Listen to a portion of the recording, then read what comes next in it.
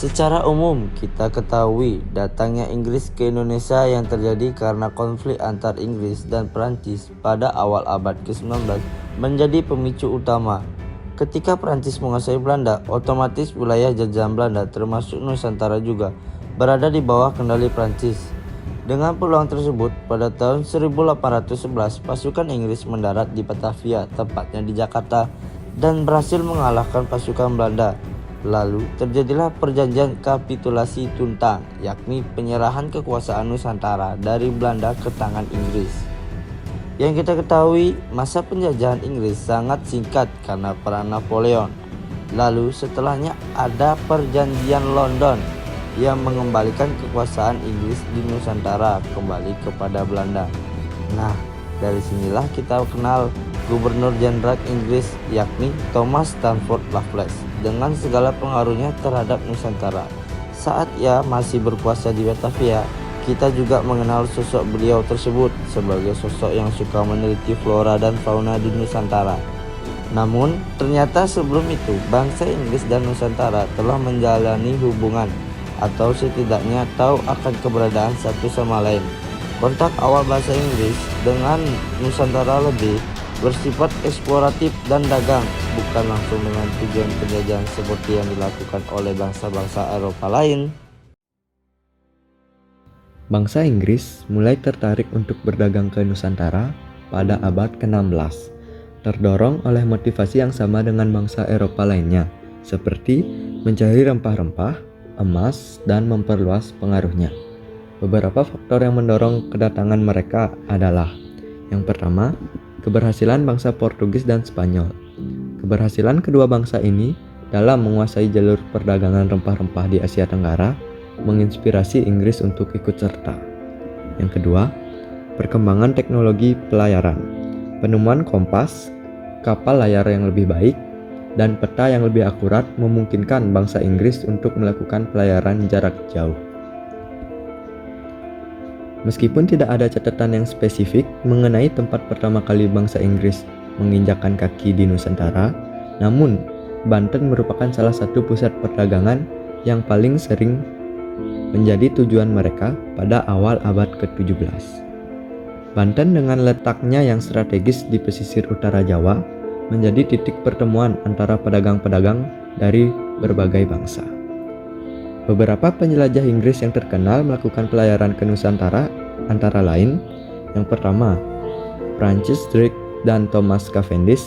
Mereka melakukan pelayaran eksplorasi pada abad ke-16, namun kontak mereka dengan Nusantara masih bersifat sementara.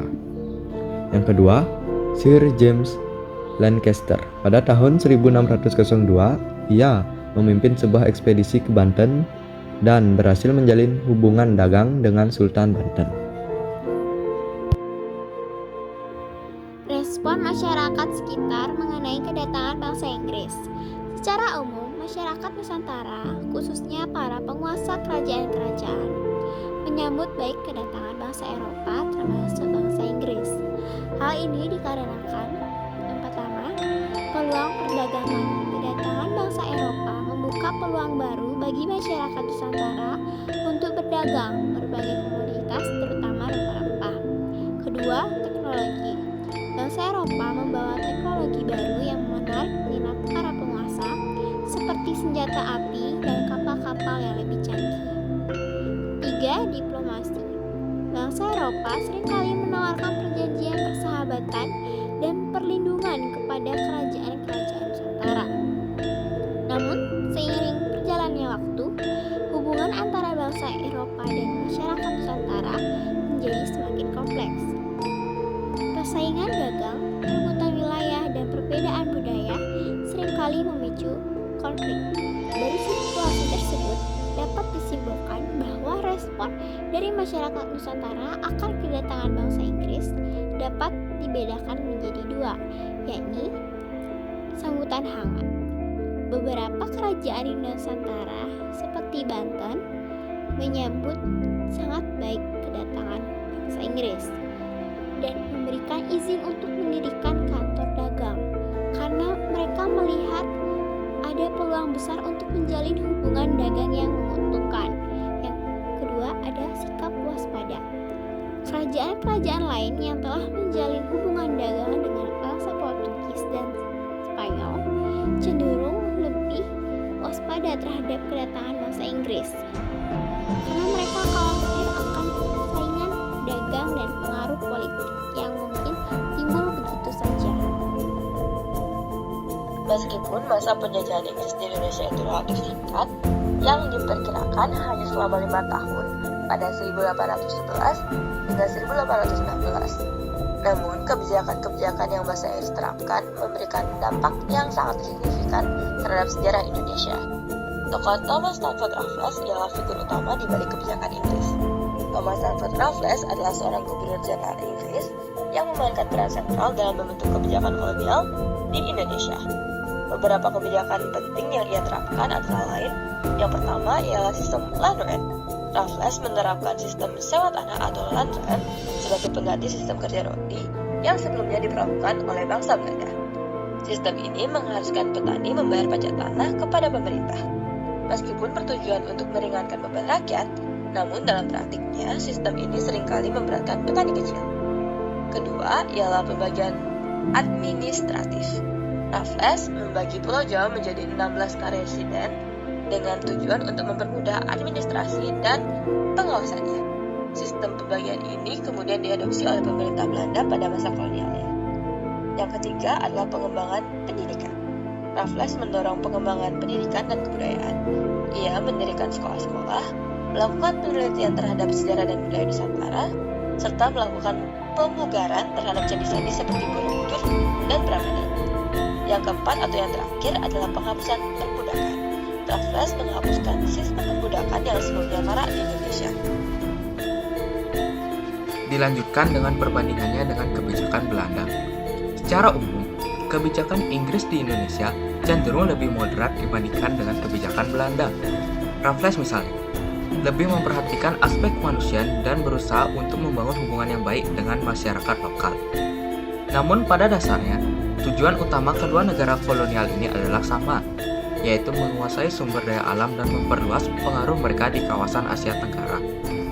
Singkatnya, masa penjajahan Inggris di Indonesia memberikan kontribusi yang kompleks terhadap sejarah di Indonesia.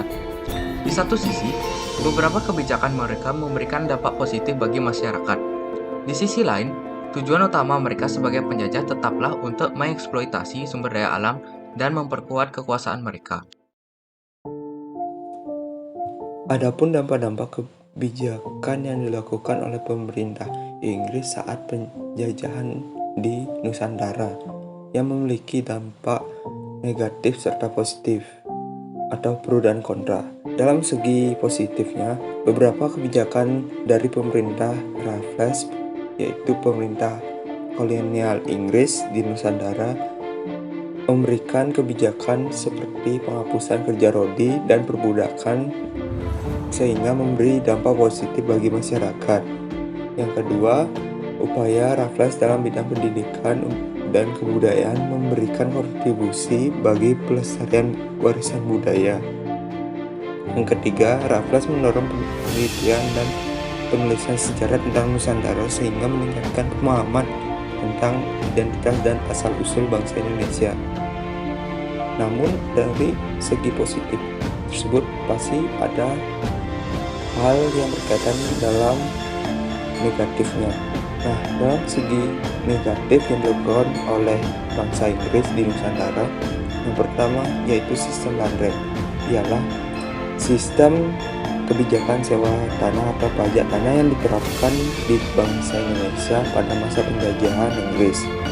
Meskipun bertujuan baik, sistem land rent dalam praktiknya seringkali memberatkan para petani kecil, sehingga tanah-tanah yang dia tidak bisa bayar pajak kepada pemerintah Inggris akan diambil oleh pemerintah Inggris secara paksa. Yang kedua, eksploitasi sumber daya alam di Nusantara. Sama seperti bangsa kolonial lainnya, Inggris juga mengeksploitasi sumber daya alam Indonesia untuk kepentingan ekonomi mereka. Beberapa contoh eksploitasi sumber daya alam di Indonesia yaitu seperti bahan makanan beras, kopi, gula, sampai sumber daya hutan, contohnya itu seperti kayu dari Jawa dan lainnya.